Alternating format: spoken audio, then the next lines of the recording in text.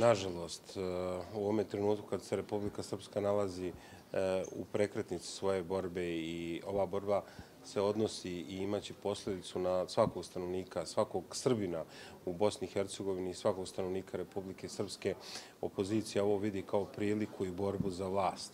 Mislim da je to neetično i da takva politika ne prolazi na izborima. I ima jedna stvar, vi u politici svoju legitimnost i legalnost dokazujete izborima. Oni koji dobiju na izborima 10.000 glasova ne mogu predstavljati Republiku Srpsku i njene institucije.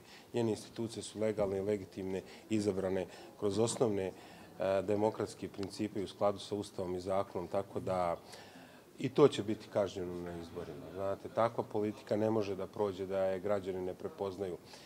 Ja samo ću na kraju reći da institucije Republike Srpske pokušavaju na svaki način da zaštite pravo Republike Srpske. Jer ako ne zaštitimo to pravo, izmena zakona koja se desila intervencijom nelegalnog visokog predstavnika Šmita će se odnositi na svakog pojedinačnog građana, dakle svakog ovoga studenta, na sve naše potomke koji će tek doći. Ovdje je cilj da se jedan politički konstitutivni narod stavi u potlačenu fazu, a to je čitav srpski narod u Bosni i Hercegovini, ili, ajde koristimo istorijsku analogiju, je pokušaj da od konstitutivnog naroda napravite raju.